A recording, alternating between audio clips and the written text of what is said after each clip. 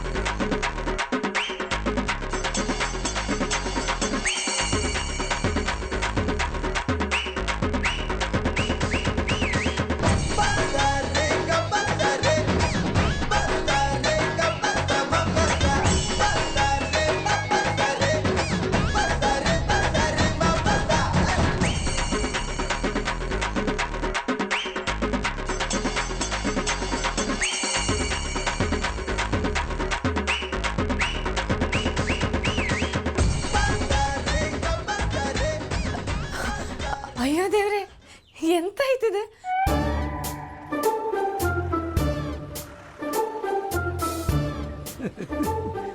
ಓಯ್ ಎಂತದ ಮರೆ ನಿಂದ ಅವತಾರ?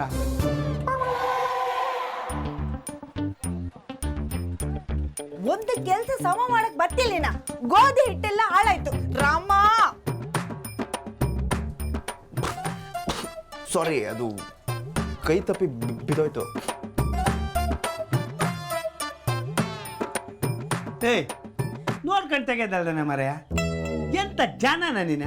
ಕನ್ನಡಿ ಹೆಂಗ ಮಕ್ಕ ನೋಡ್ಕೊ. ನಾನು ನಿಮ್ಮನ್ನ ಸಹಾಯಕ್ಕೆ ಕರಿಬಾರ್ದಾಗಿತ್ತು. ನೋಡಿ ಏನಾಯ್ತು ಅಂತ. ಕಮಲಮ್ಮ ಸಾರಿ ಆಯ್ತಾ? ಮಾಡೋದೆಲ್ಲ ಮಾಡಿ ಹೆಂಗ್ ನಾಟಕ ಮಾಡ್ತಾ ಇದ್ದಾಳೆ ಕೊಳ್ಳಿ.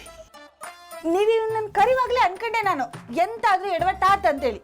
ಹಂಗೆ ಆಯ್ತು. ವಾಯ್ ಮೊದಲು ಇದನ್ನು ಸ್ವಚ್ಛ ಮಾಡ, ನೀನು ಸಹಾಯ ಮಾಡ.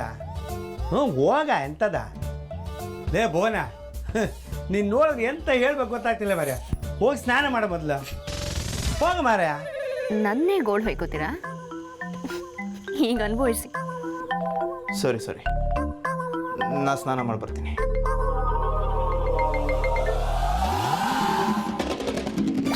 ಮೆಲ್ಲ ಹೋಗು.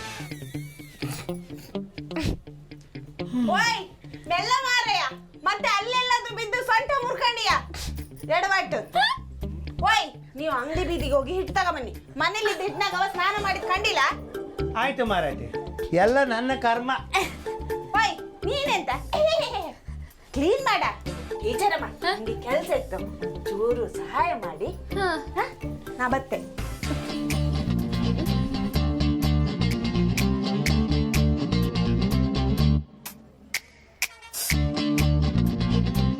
ಇರಲಿ, ನನಗೂ ಟೈಮ್ ಬರುತ್ತೆ, ಆವಾಗ ತೋರಿಸ್ತೀನಿ ನಾನು ಯಾರು ಅಂತ.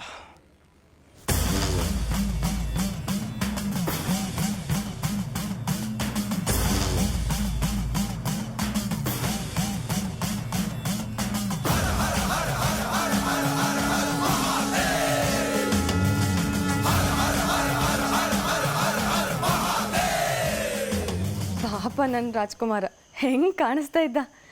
ಒಂಚೂರು ನೋಡ್ಕೊಂಡು ಕೆಲಸ ಮಾಡೋಕ್ಕಾಗ್ತಿಲ್ಲ ಇವರಿಗೆ.